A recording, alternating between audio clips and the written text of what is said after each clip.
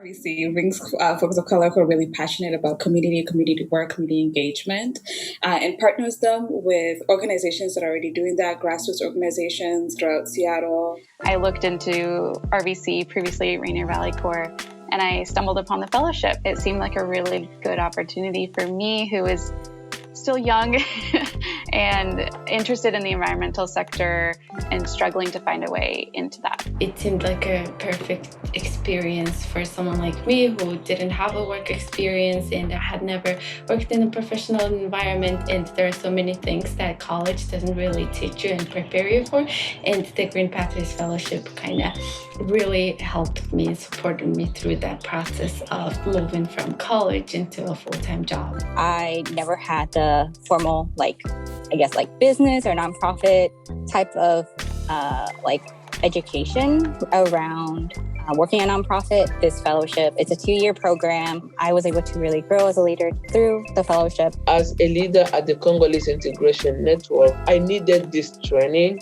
because these are two different cultures. Back home and the American culture, it's totally different. Being a leader of color, it's really stressful in this country and overwhelming. But I know when we work as a team, then that's where our victory is. The fellowship brings us all together to nurture our work through the lens of social and racial justice, as well as equity and more. It's a cohort of young leaders, brilliant organizers of color who add magic and color everywhere they go.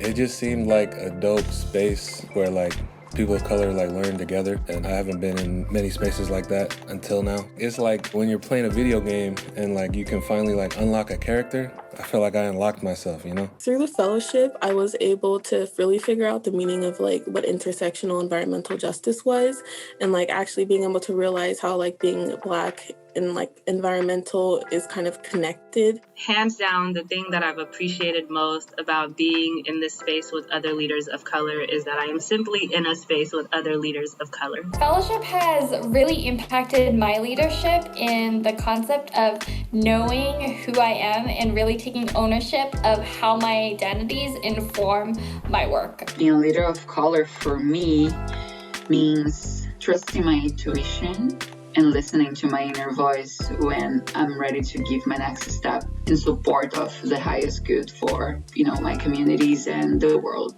I would just say it means, showing up as I am and then trying to lead people in a good direction and work alongside others to do that. So it's not just a one-person show, but it's a community effort.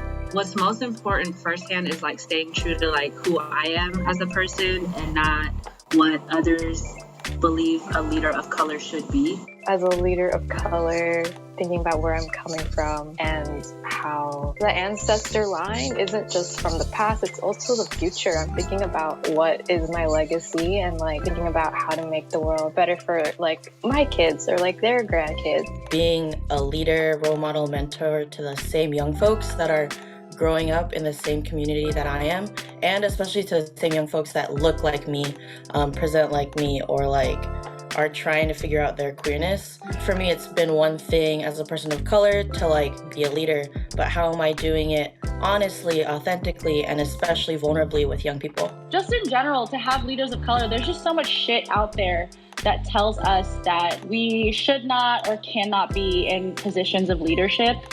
And that's because of just so many different systems of oppression, racism, capitalism, sexism, all these things that just kind of tell us or force us to not be in those positions otherwise. I really appreciate the way that RVC help us to build our capacity as a leader of color, because that helps us to have a better understanding on how we can serve our community while being a leader in the American society at large.